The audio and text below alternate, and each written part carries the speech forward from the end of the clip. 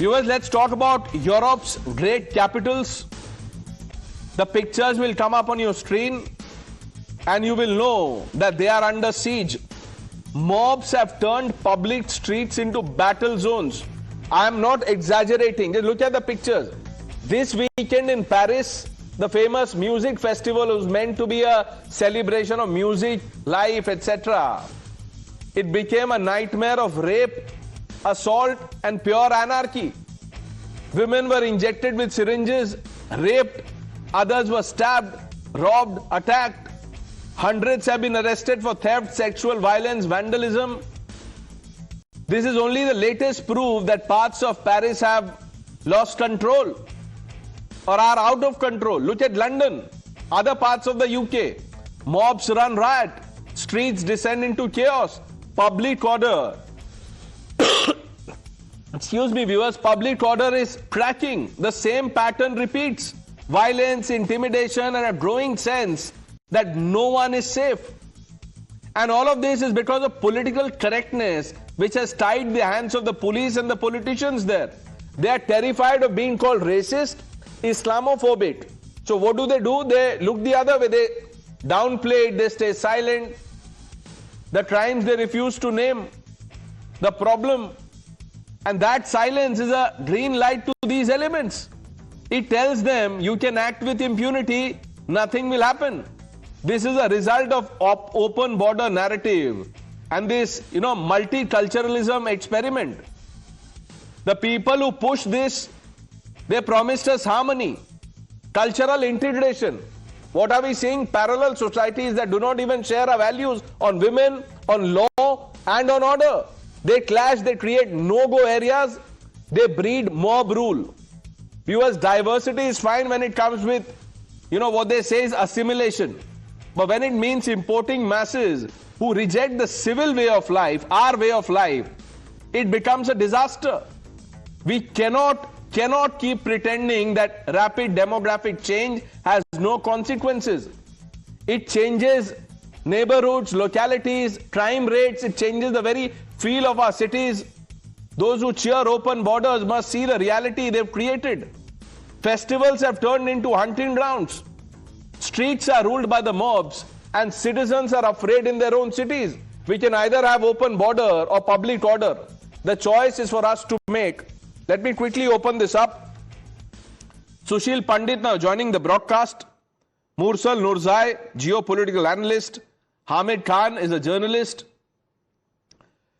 Ms. Nurzai, what do you make of what has happened in UK, in Paris?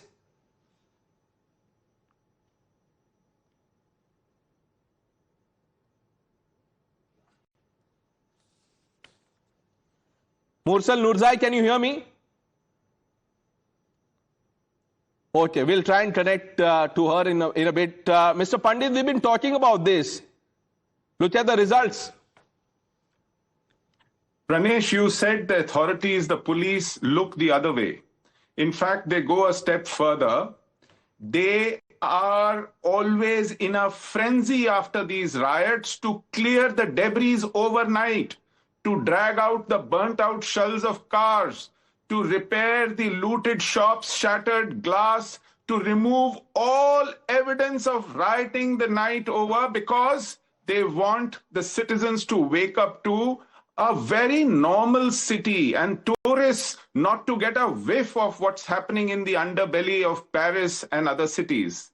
So there is actually a higher degree of hypocrisy that leads to such problems. They are in denial. And most of these miscreants are of North African Arab heritage, Tunisians, Algerians, Moroccans, and of course with a very good sprinkling of Pakistanis and Bangladeshis and Iraqis and Syrians. And they take to streets with a vengeance as if out of hatred to punish France, to punish Paris. This is what is happening there with impunity. They indulge in sexual violence, they indulge in destroying public property, they indulge in destroying private property. And look at now World Cup going, you will see the results of matches resulting into this rioting all over again. They just need a pretext, and this is a way they celebrate. What do? You look the other way and you clean up all the mess in time, right, so that France and Paris doesn't wake up to this reality. What do we do, Dr. Ranganathan? Because, there are many, who advocate open borders here also. Yeah, I'm sorry to use that often used phrase of mine that I hate using, you can't do anything. It's only going to get worse because most of these gangs of thugs and groups and communities are now active political vote bank that are prone to more and more appeasement by the politicians. We've seen this play out in Canada. We've seen this play out in boroughs in UK, in Europe. In Germany, for example, in Berlin, where Turkish communities are there, they form active vote banks. Now, when you say, is multiculturalism to blame for this? I'm sorry. It is not about multiculturalism. It is about a culture. Because I ask you, there are 1 million Hindus in UK right now.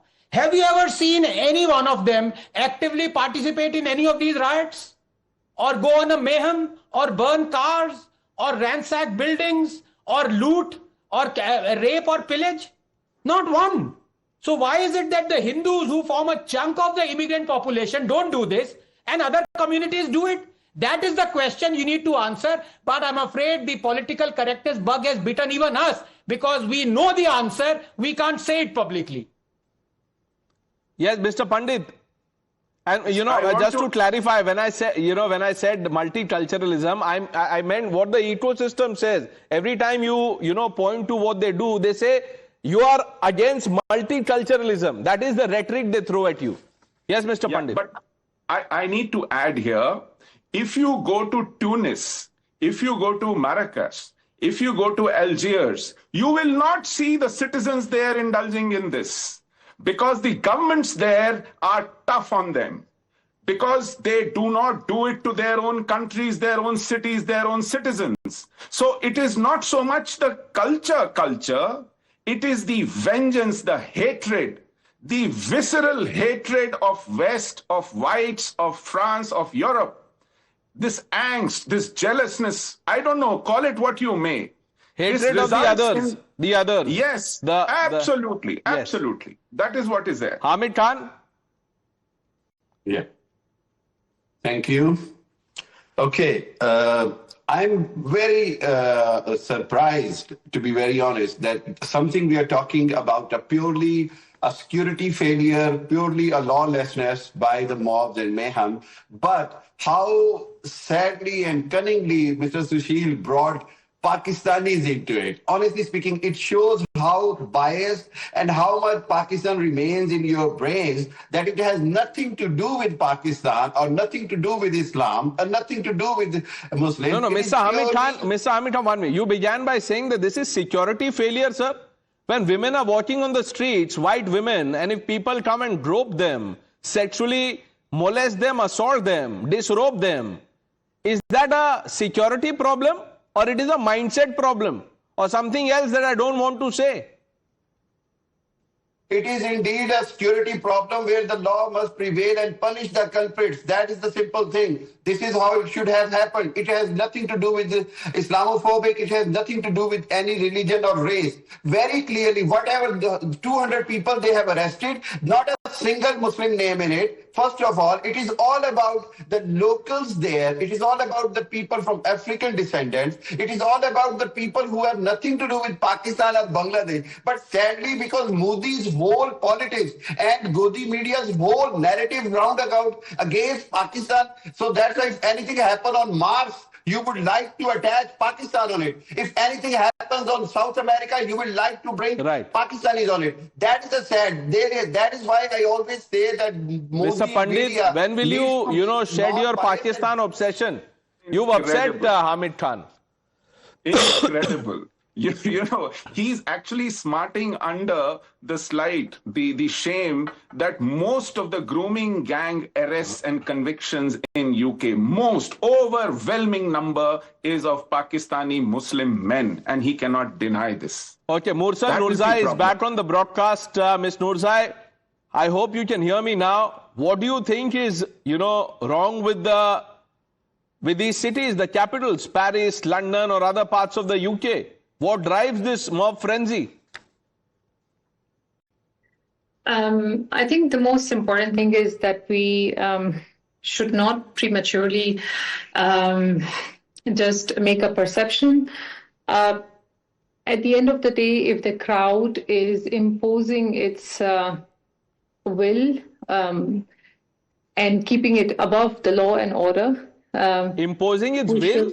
Sexually harassing women is imposing the will? Ms. Noorzai? No, let me complete. What they are doing is above and beyond wrong. And this is what I mean. They are imposing their unlawful will above and beyond law, which should be condemned. And this is something that should be spoken about. It's creating more distance between. Okay, let me just ask you about the park rape gangs of the UK. What are your views on that? Terrible. They should be arrested. If they belong to any other country, sent back home, put behind the bars. Okay. Amit Khan, we'll meet again, sir. We've run out of time this time. I had a few questions for you, but I hope you prepare well for the next meeting that we have. I promise to bring in Dr. Ranganathan and Sushil Pandit along. Viewers, thanks for watching the News Hour with Navita Kumar on the other side.